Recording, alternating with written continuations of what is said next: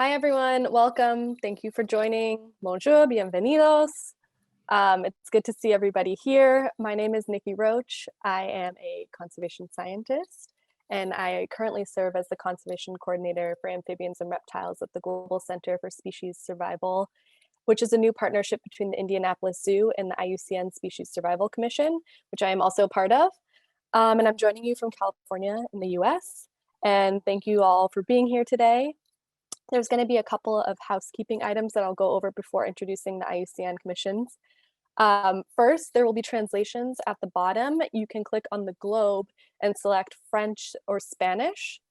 You can also use the chat function to type any questions or comments and introduce yourself. We will be monitoring that as the time goes on.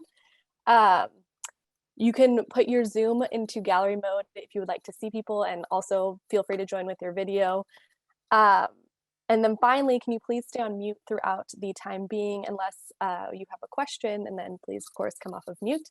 We will have each chair introduce their commission for about 5 minutes, and then we'll open the floor to have just a general discussion for 25 to 30 minutes, and then some final statements from the chairs at the end. And so just to go over a little bit about the IUCN commission system, the IUCN is a global network of over 17,000 professional experts and scientists in conservation. They are organized across 6 different commissions, and today you'll be talking to 3 of those commissions. On Monday, April 12th, there'll be another session with the remaining 3 commissions. I think I'm on Pacific time here at 11 Pacific time. So we'll get started I'll just do a quick little introduction of our commission chairs today. Today we have 3 chairs joining us. First, we have Angela Andrade, who is the chair of the Commission on Ecosystem Management. Angela is an anthropologist from Colombia. Her work has focused primarily on geographical landscape analysis and land evaluation, primarily across Colombia and Latin America. And she's currently the Environmental Policy Director at Conservation International. We also have Sean Southey, the chair of the Commission on Education and Communication. Sean has over 28 years of experience in the environment and communication fields, and he spent the last 6 years leading PCI's Media Impact's growing portfolio of social and behavior change communication programs that now spans over 40 countries. Sean is a dual Canadian and South African citizen, but he's currently based in the US. Nikki, and then yes. Can you just slow down just a little bit for the translators? Oh yeah, sorry. Thanks. No worries. Forgot people are trying to. No worries. They're here. I just want to make sure. Yes. Thank you. Lastly, we have Kristen. Thank you for that reminder. Kristen Walker Painemilla. She is the chair of the Commission on Environmental, Economic, and Social Policy. And Kristen's been engaged with the IUCN for over 20 years.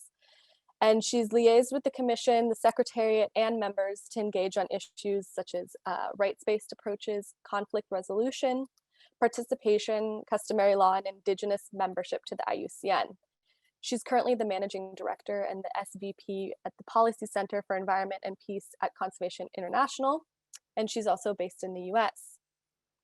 So I guess we'll just start with the chair's introductions, about 5 minutes for each chair, talking about what is your commission, kind of how does it work, and also how young people can get involved in commissions, which really is the goal of these conversations to begin with. So Angela, should we begin with you?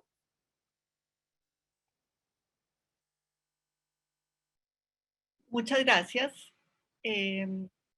Saludos a todos desde Bogotá, Colombia. Es un gusto participar en este evento tan importante que se ha convocado para fomentar el diálogo con los jóvenes de todo el mundo.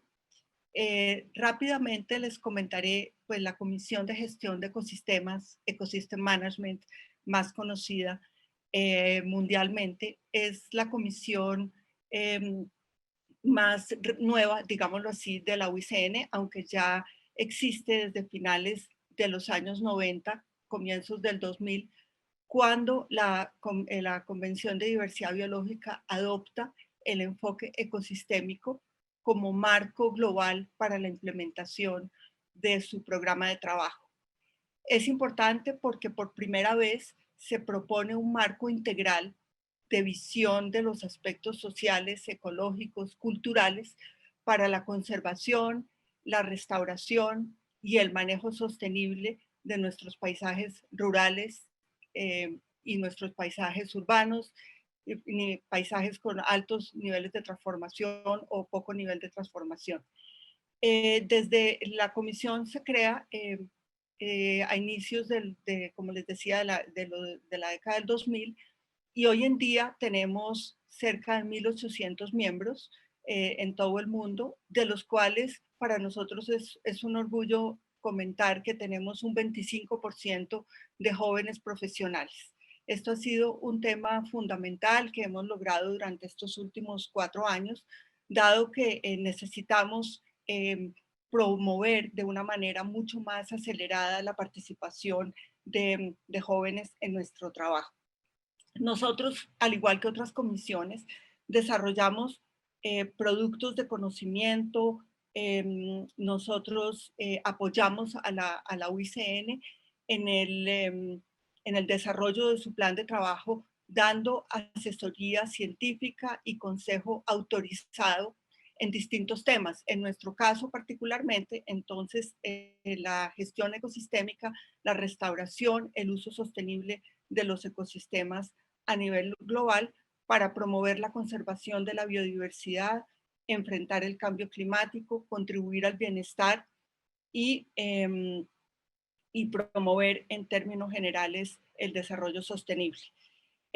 Nosotros tenemos 5 áreas prioritarias de trabajo que para el próximo periodo interseccional se van a ser 6, donde estamos abordando temas fundamentales para la sostenibilidad que tienen que ver, uno, con la evaluación de riesgo de los ecosistemas. Aquí estamos trabajando con el fin de mostrar cuáles son los mayores riesgos que tienen los ecosistemas terrestres y marinos del planeta para poder mantener su integridad ante todas estas circunstancias de transformación y cambio que estamos viviendo.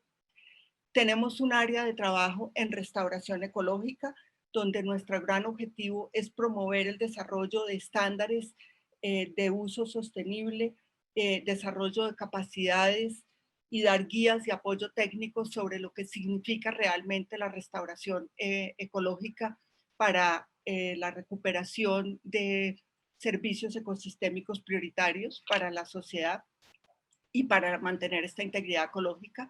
Una tercera área de trabajo se centra en el tema de gestión o prácticas culturales y manejo ecosistémico, donde buscamos asegurar que todos los valores culturales y las prácticas culturales se introducen en toda esta gestión socioeconómica y poder contribuir a los cambios transformacionales que necesitamos para lograr la sostenibilidad.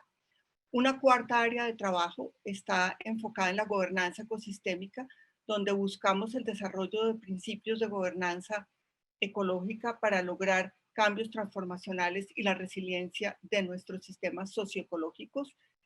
Y la quinta área de trabajo tiene que ver con la resiliencia socioecológica y la transformación. Este tema de transformación es un tema novedoso que estamos empezando a desarrollar para el nuevo plan de trabajo.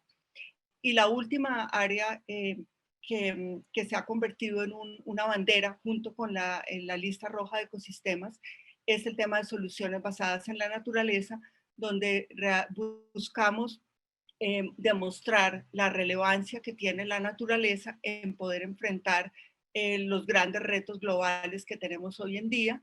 Y para esto, algunos de ustedes habrán conocido que UICN presentó recientemente un estándar global para poder demostrar y garantizar un lenguaje común y una forma articulada de la implementación de acciones basadas en la naturaleza con el fin de lograr abordar estos grandes retos que tenemos hoy en día. Nosotros trabajamos en grupos de temáticos, tenemos cerca de 13 grupos temáticos que abordan cada una de estas áreas. Tenemos unos grupos de especialistas que están principalmente enfocados en grandes biomas que de alguna manera reflejan la tipología global de ecosistemas que lanzamos también recientemente. Y tenemos unos grupos, unas fuerzas de trabajo y unos grupos, unas task forces que están enfocados en temas como pesquerías sostenibles, tenemos unos temas que trabajamos conjuntamente con otras comisiones, porque ese es un mensaje también importante.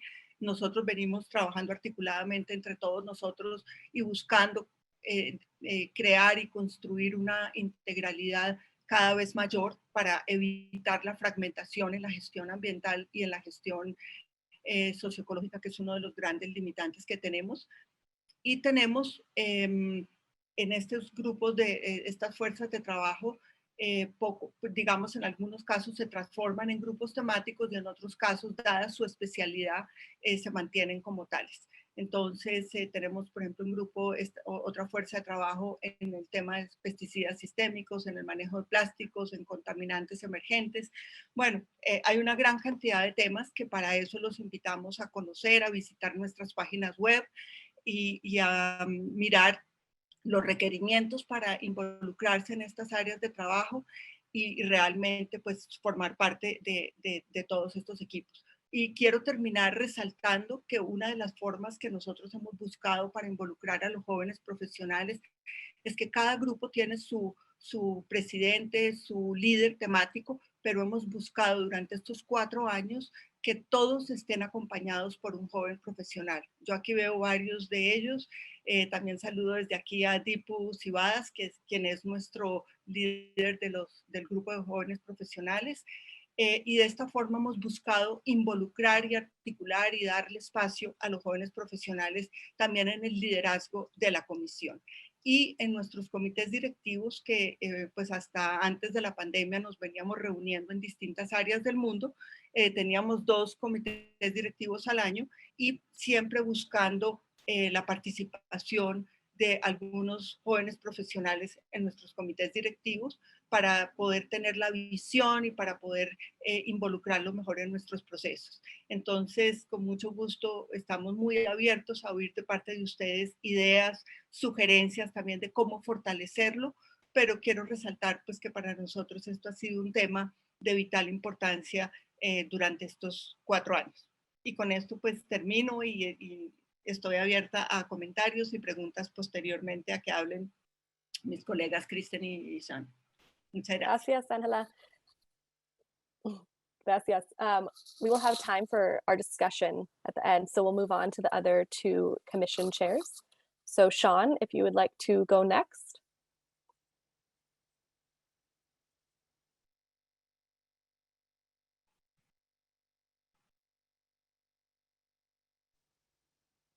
Oops, Sean, can you hear me? If you want to go next, feel free to introduce your commission. I think you're still on mute. There you go. You'd think after 15 months of Zoom and being the chair of the Commission on Communication and Education, I would know how to turn off my mic. My name is Sean, everyone. I am the chair of the Commission on Education and Communication. I see from the chat and conversation that many of you are CEC members and many of you want to become CEC members, and that most of the questions are about, so what does it mean to be and how do I support and engage? But I want to start with a special shout out to Pierre, because as a communicator, he has shown us his reusable water bottle and is demonstrating good environmental practice in a nice branded way. So thank you, Pierre. I have been commission chair like Kristen and Angela for 4 years, and we have another 4 years ahead of us because both of us, all of us are running for another term, and we're running uncontested. We're elected every 4 years by the 1,400 members. No one told me that it was the world's biggest unfunded mandate. It's like 3 jobs in one, and you don't get paid for it. So it's a pretty intense engagement in the world.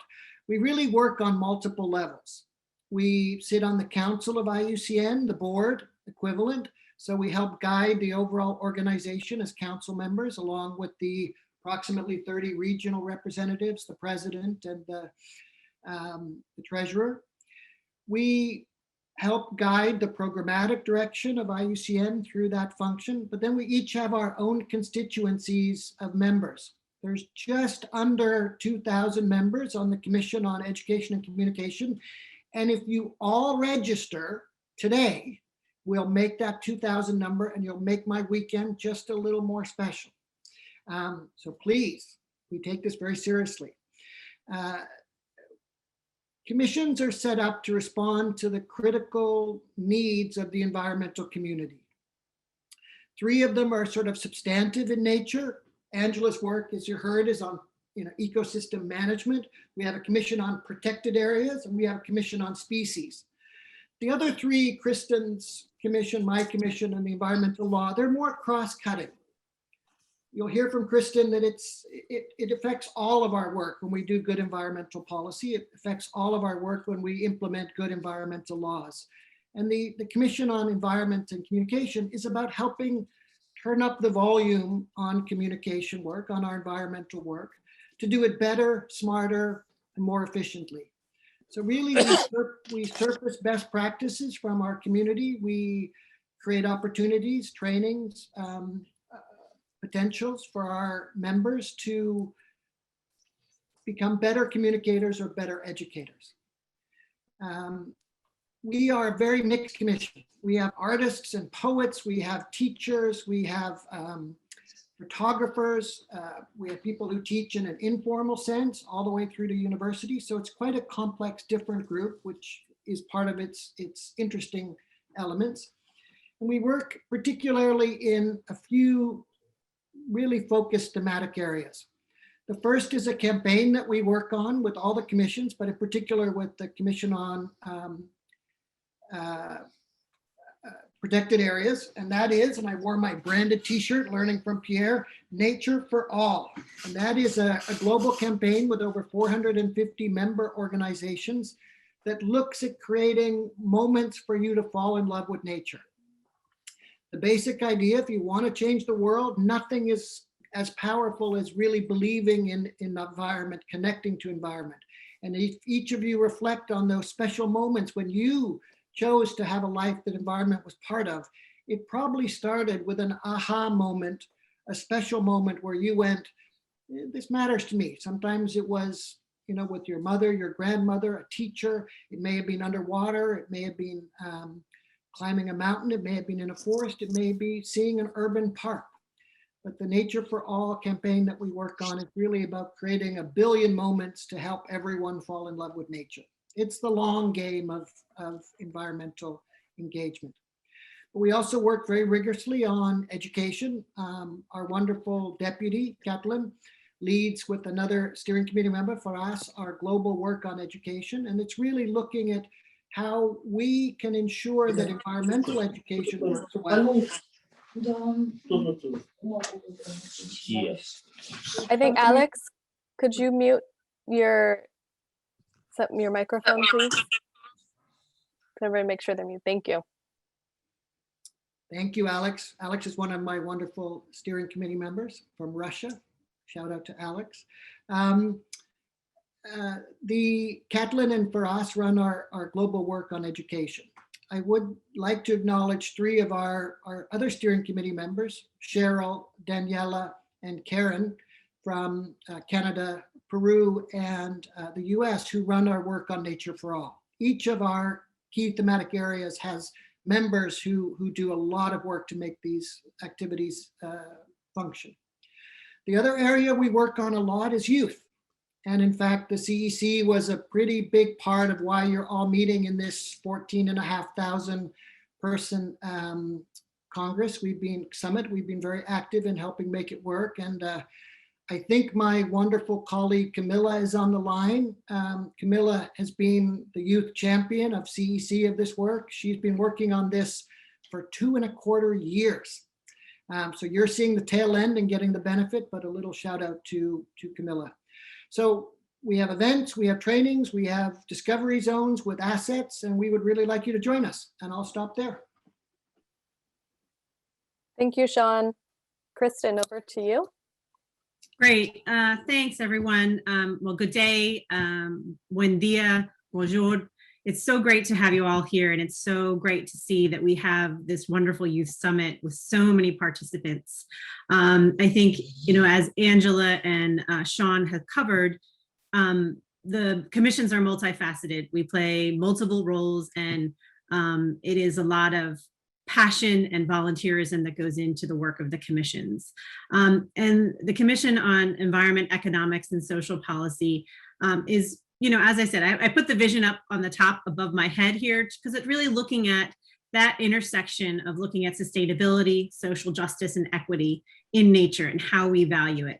The work of CEASE began in the 90s, and I would say CEASE originally started as the rebel rousers within the conservation community, pushing the issues of the conservation paradigm to look more at the issues of governance and rights and the roles and solutions of communities in this process. And I think that that's important. And I think as I have seen throughout the last year and a half and throughout the Youth Summit, it is a time of reckoning as we look at the work that we do in the world and how we look at the world we live in. And in that sense, as CEASE embarks on this next 4-year journey, we are really looking at pushing that paradigm level and looking at how we reimagine conservation. I put out a call to all of you to join us in that process of reimagining conservation.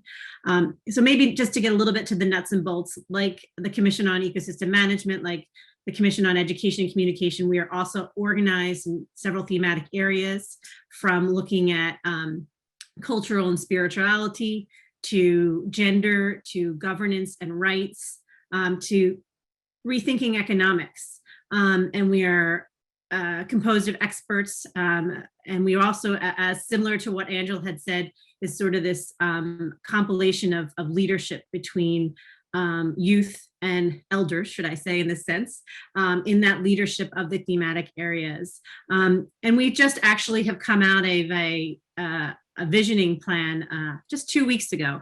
And we waited because we really wanted to be able to engage the discussion on youth more broadly as a result of this summit. So we do invite you, and we will invite you to a smaller meeting to talk about how we reimagine conservation vis-a-vis the lens of the Commission.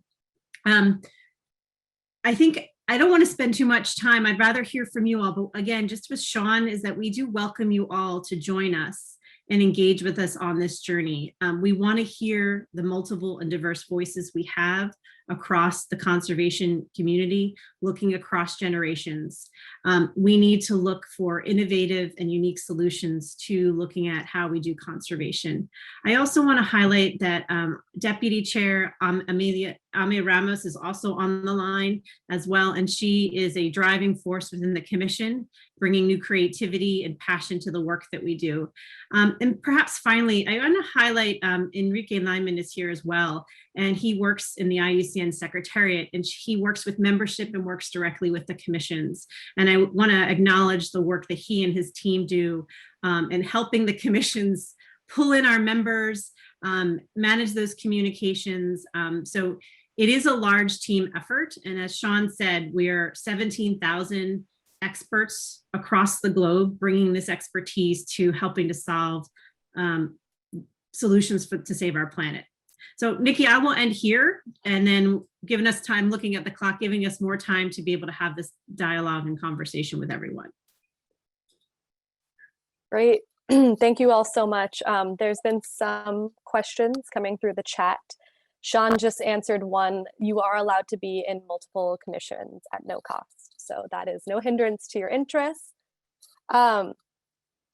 I guess I will just ask kind of a basic question that helped me when I was a PhD student. I joined the SSC, the Species Survival Commission. So once you join a commission, what happens next? How do you stay engaged in the commission? What kind of opportunities do you have? How are these opportunities communicated from the chairs to the members? And finally, this is kind of a large question, how do you grow in positions within the commission? How can you attain leadership positions? Maybe I'll jump in. I think there's multiple opportunities within the commission. So first and foremost, each commission you're going to fill out a membership, and you're going to identify what your expertise is and what you bring to the table and what your interests might be in contributing. And depending on how each commission is organized, you'll either be put into a group or invited to participate in one of our thematic or working groups, or however it is set up within that. And the opportunities will come as we move through topics.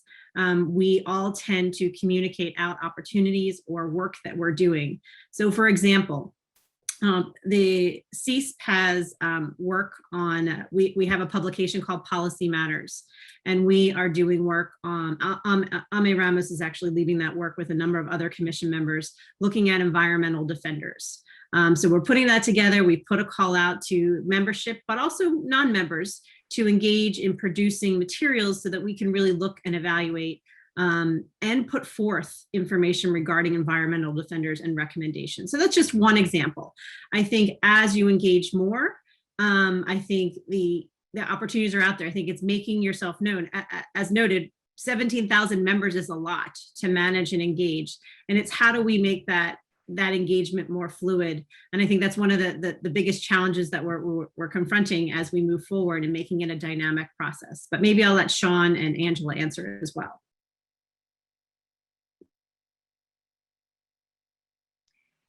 Bueno, en complemento a lo que comenta Kristen, la comisión cada comisión tiene diferentes requerimientos. O sea, no todas las profesiones o no todas las personas, digamos, puedan tener intereses de estar en todas las comisiones o cumplir con los requisitos para ser miembro de una comisión.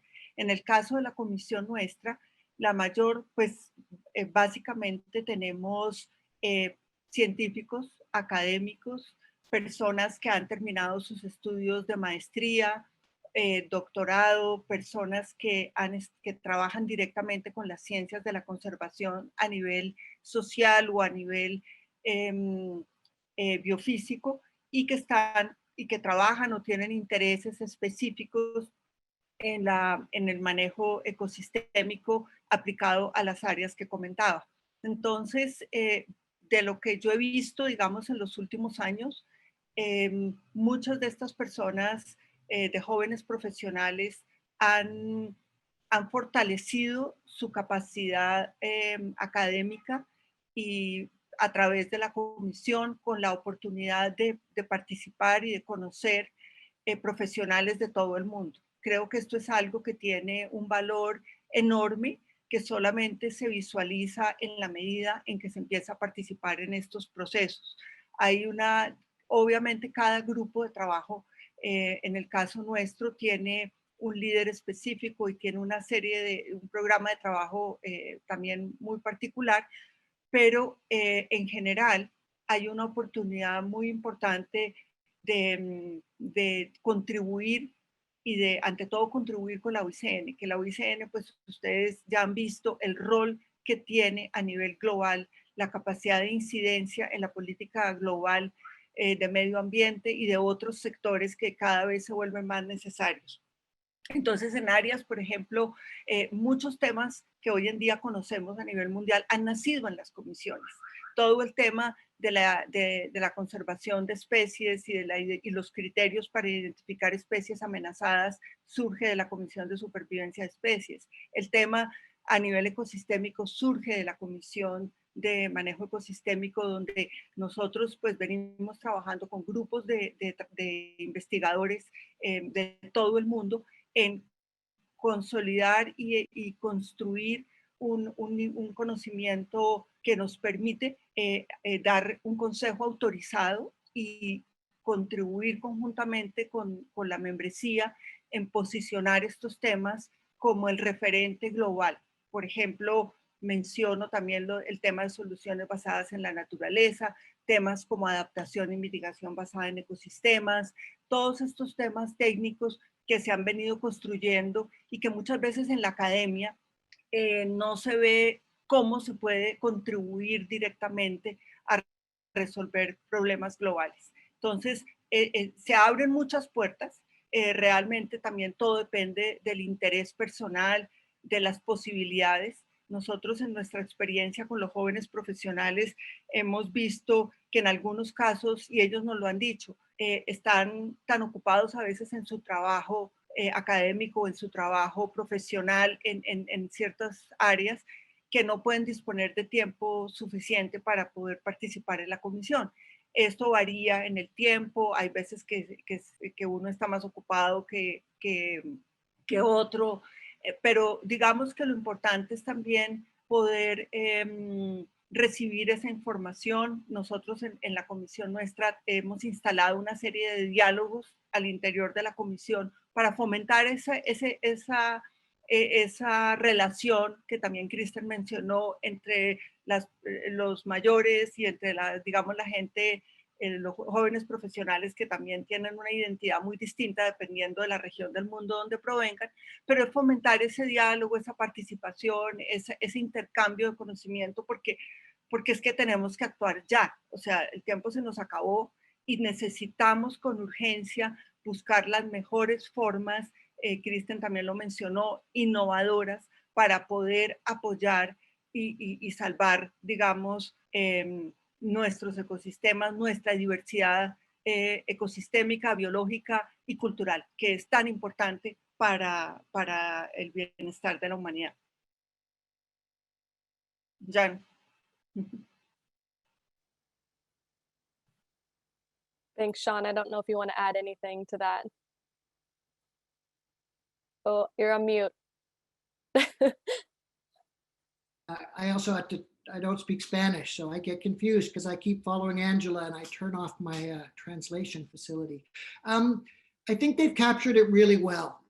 You all will get emails and correspondence and newsletters from us, and that points out opportunities. For those who want to get more engaged, you can get engaged substantively. Right now, our wonderful Deputy Catlin is running a consultation with our members on our education strategy. And so all the members are invited to comment, and anyone who comments is recognized. We have this wonderful facility in the Nature for All family that's a discovery zone, which has hundreds and hundreds of multi-language communication assets around the world. And maybe if I can ask Cheryl or someone from the Nature for All team to put a link to the Nature for All work in the chat, because it's really exciting work. And so through that program, you can get involved either regionally, because there are regional networks, or in a project that's global in nature, like the Discovery Zone, where you can upload, post, share the communication materials you've used.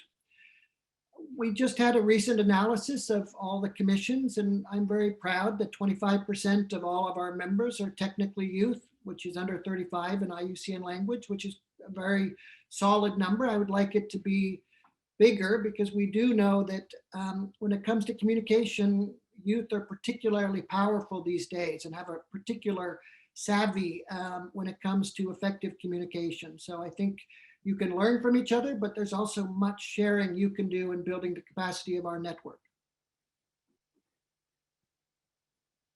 Thank you, Sean. That's a great point. I'd love to hear some questions from audience members.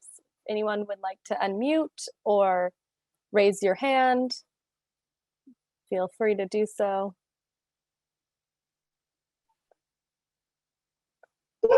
Hi. This is Ram Sevak Singh. Hello, Ram. Yeah, ma'am. Actually, I want to ask, how can we engage with the peoples or IUCN?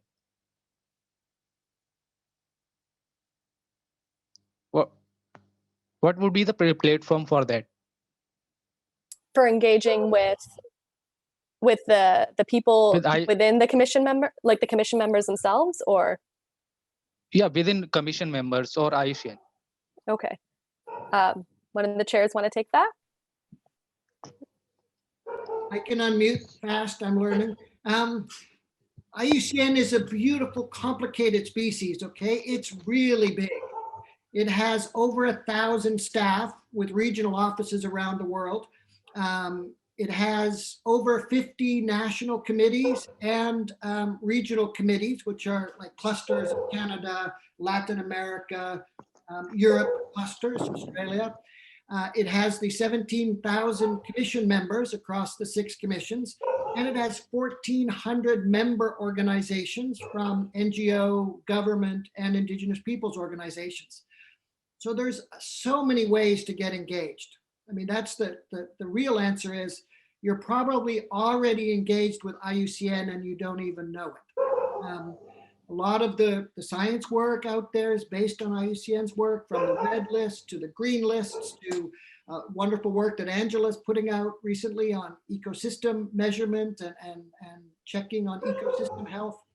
A lot of the guidelines in the world that direct Indigenous peoples, gender engagement come out of CESP and Kristen's commission, really cutting edge work on policy advice. So to get engaged, just get engaged. Just find what you're interested in and engage through that entry point. Commissions are a really easy way. Okay, thank you, sir.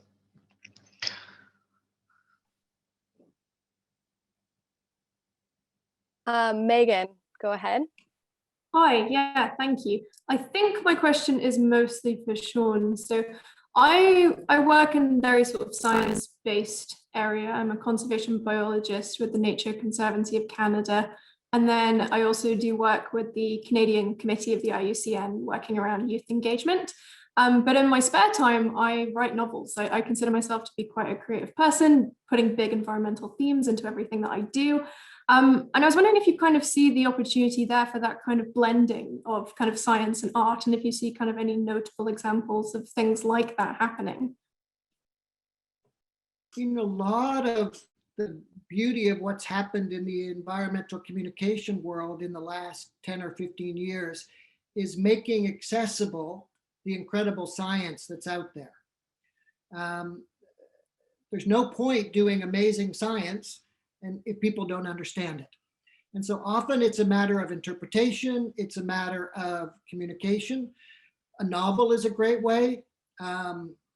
I love Little Dicky's movie and video song where he communicates climate change with characters and an animation and reaches tens of millions of people. So I think that everyone is a communicator. Whether you think you are or not, you're all communicating your work every day. But we can all be better communicators. We all learn every day and learn from each other. So you would be a perfect profile to join CEC because you know your work, you love your work, and you're already looking at innovative ways to share it. And put your novels on the Discovery Zone so people can enjoy them.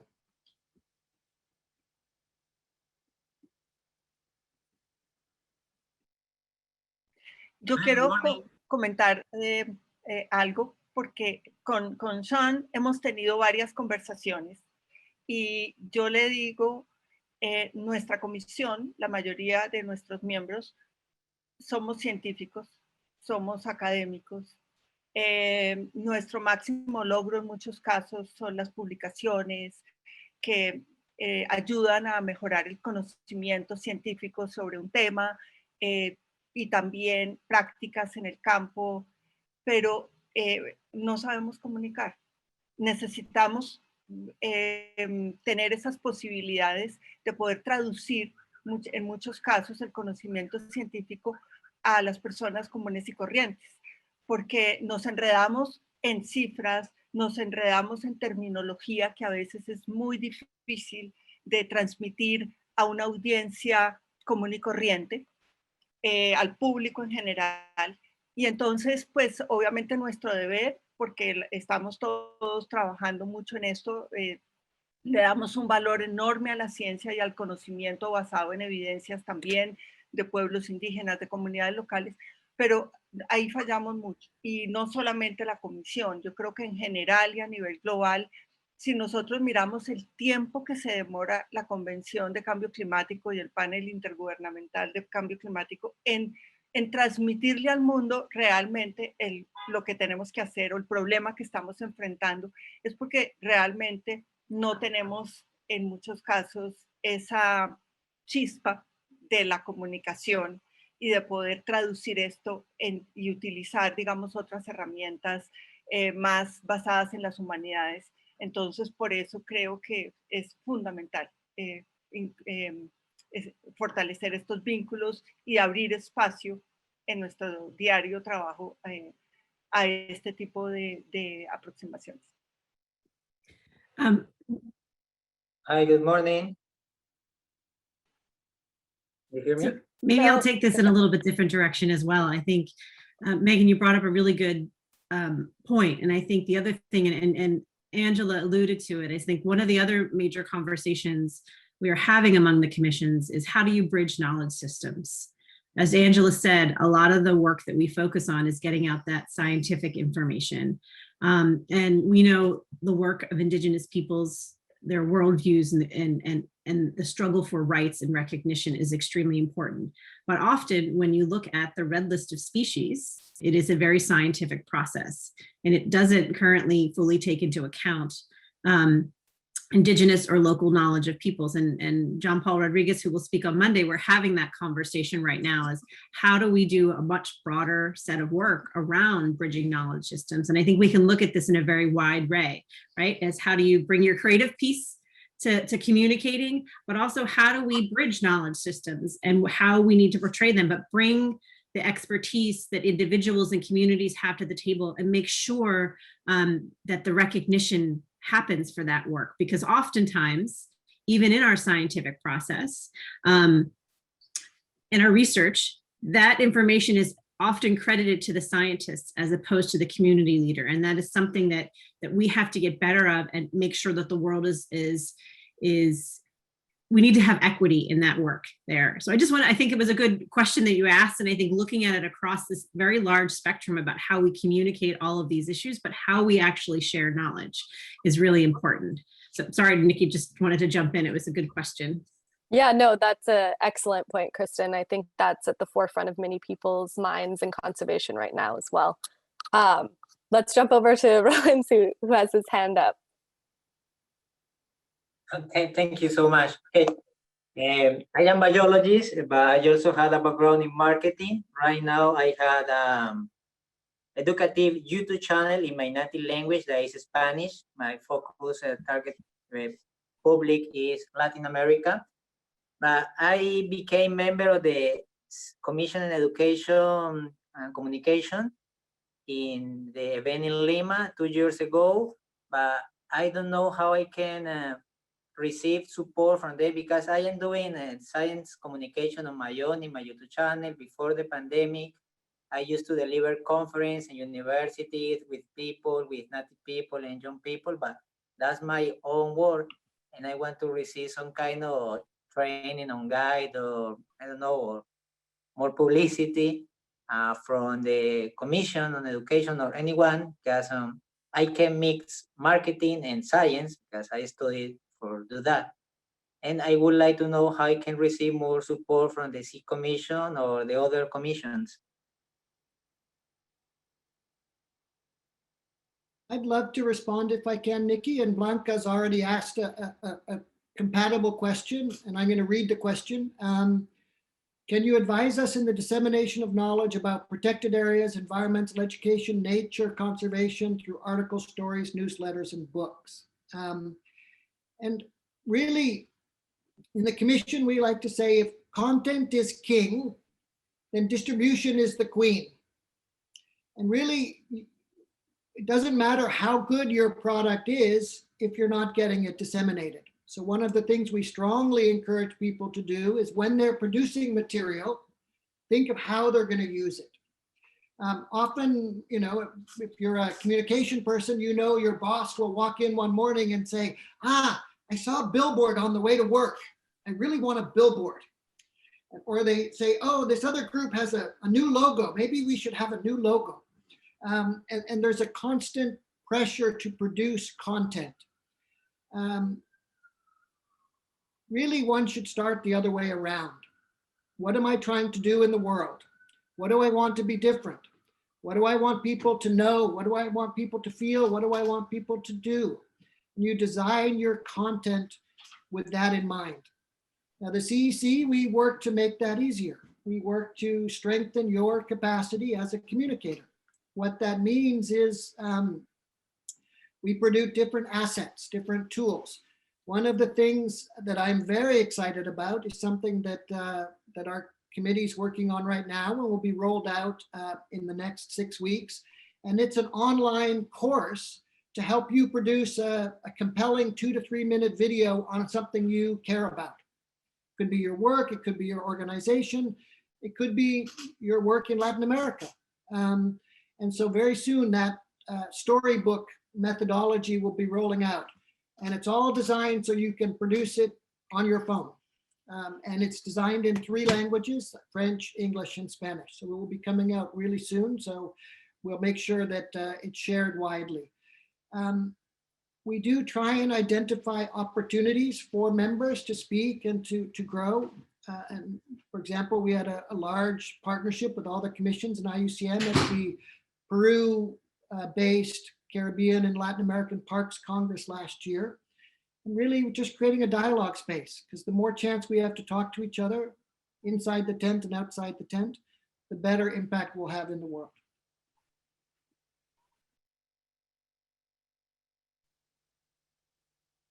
And hello, Kristen, would you like to add anything? We have a few more minutes for questions before we go to some closing statements. So if anyone has any burning questions, please jump in now.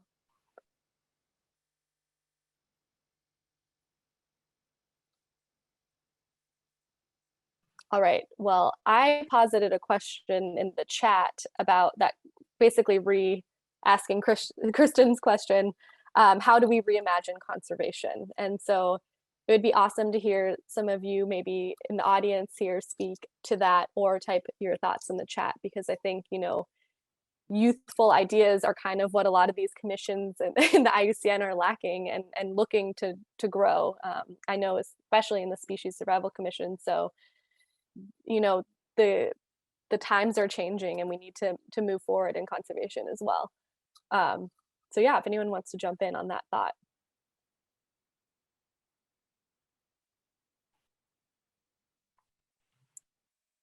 Don't need to be afraid to use your voice. Go ahead, Oona. Yeah, well, I put my comment down, but I don't have a scientific background, but I'm so passionate about this whole summit and this whole theme and sustainability, and I think it's really important to remember that, you know, you don't have to be very scientific to be involved, and that I was just talking about storytelling, and the communication skills I think are as important as the scientific ones. I think it's just important to work together with both sides of everything. But I had actually a quick question. When you're working as like board members, are you, well, you're quite high up, so maybe not, but are the members very centralized in their countries, or is there a lot of interaction between all the different countries in projects that you work on? Sorry. So I think as members of IUCN, each organization works on projects, but a lot of times IUCN itself brings together the membership under various projects that work together. I think, as you can see from the commissions, when we look at a lot of work collectively, it's usually looked at a global scale, and we bring in expertise from across the world to talk about different issues. But there's often times where we might test something or test an idea or concept in a particular region, but we still do that cross-regionally. So there's a lot of opportunity for collaboration, but then we also need to remember all of the members. So for example, we have Indigenous peoples organizations that are now members of IUCN, and it has been growing as a group, but you know, we help support them convene a meeting to bring them all together from around the world to discuss amongst themselves what it was to be a member of IUCN, what was the strategy that they felt was most important, how they felt to really needed to influence IUCN and its policy and planning and the other members. So there's a lot of opportunities within the context of the commissions is to convene those types of discussions that lead to many folds of work, and bringing together various actors. And I think the issue you raised about working together is important. And I think, right, how you wrote that it is that the science part can be very elitist in that sense. And really, when you look at conservation, much of the work is done at the localist level with the localist of solutions. Now, there's always collaboration, but I think that that's always what we have to remember. If you look at all of the scientific work, much of it says you need to return to the local communities and support those efforts. there's always can be help and assistance to do that, but local solutions are in the local context, typically. So thank Oona for your comment. Yeah, that was great. We're just getting to our end here, so I'd like to move to the closing statements from chairs. So we'll go in reverse order. So Kristen, why don't you go first? Gosh, trying to think about my closing statement. Look, I think we invite you to engage. I think that just in this conversation we had today was short. I'm sure there'll be another robust conversation. I think we need to continue to bring the youth voice. And I think we need to challenge, and you need to help us challenge the current paradigms by how we look at the world and how we're going to save the planet. So I think and again, I'm speaking from a cease voice. So I always like to rock the boat. We want to reimagine how we do conservation. We need to reimagine how we do conservation, how we connect with people and nature, and not separate the two, but how they are intrinsically linked. So I invite you all to join CEASP or to join any of the commissions. And I'm here, so feel free to reach out. You can find me on the website as well. So thanks. Thank you, Sean. Go ahead. Again, in closing, I do want to pick up on Kristen's point earlier. IUCN and its commissions would not work without the beautiful support of our colleagues in the Secretariat, and Enrique here, and Tim Badman, who's a wonderful contribution from HQ to all of our work. Our members make it work too. The IUCN members, they provide funding and technical expertise to much of our projects. So I'd be irresponsible if I didn't recognize many of the amazing members that cross-fertilize IUCN. Like Parks Canada is an incredible, the #1 supporter of this youth summit. You would not be meeting without the incredible financial and technical and time efforts of partners like Parks Canada and others, many others. But at the end of the day, it's the members who make the commissions and drive the commissions. I see someone's just registered in Europe. I'm looking at Catlin. You will be confirmed within 24 hours. The steering committee is in a group of 20. Many of them are on this call. They are there to look at Catalin's put on her camera. She's probably going to have you in, Nicole, in 10 minutes. But let me close with a special shout out. I notice we have a CEC member all the way from Japan here, Kotoko. If I am right, it's like 2 in the morning in Tokyo. So a special shout out for your engagement all the way to 2 a.m. in Tokyo. It's really wonderful to see the summit and the engagement of youth. Keep us honest, keep pushing, and make us better. Gracias. Thank you. Angela? Bueno, yo me uno al llamado que hacen mis compañeros de invitarlos a unirse a nuestra comisión.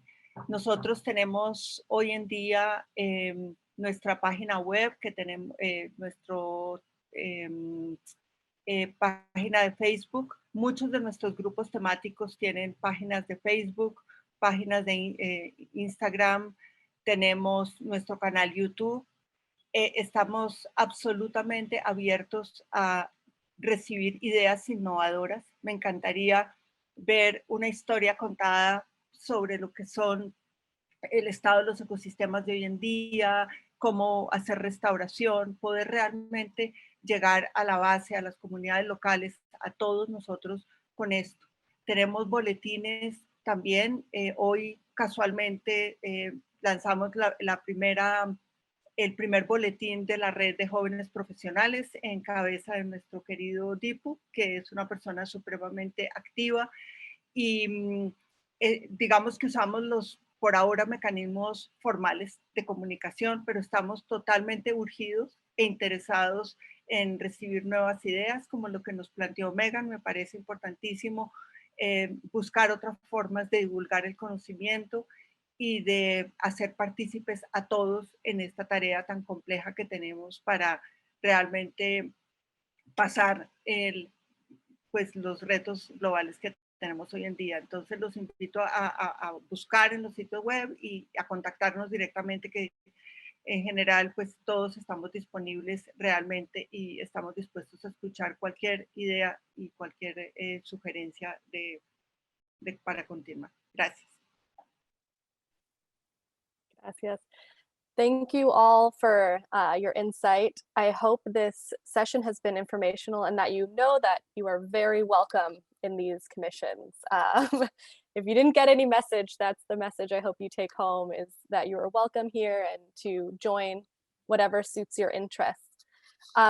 Just some follow-up is Monday, April 12th, there will be the second meeting with the remaining 3 commissions. So the Species Survival Commission, the World Commission on Environmental Law, and the World Commission on Protected Areas. So please join that call as well if those commissions interest you. You can also follow all of these commissions on Twitter and Facebook, which is a great place to receive news and get a bit more engaged. And I hope you all take very good care of yourselves and have a wonderful rest of your summit and your weekend. Thank you. And a special thanks to our translators. As Yes, thank you so much. Really love our translators. Thank you, Ian and team. Thank you, everybody. Have a great weekend. Thank you. Cheers. Thank you, Nikki. Thank you. Thank you. Take care. Thank you very much.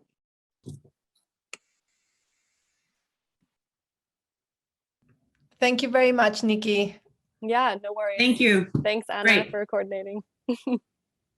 You were all great. Thank you. Bye-bye. Bye. Cheers. Bye.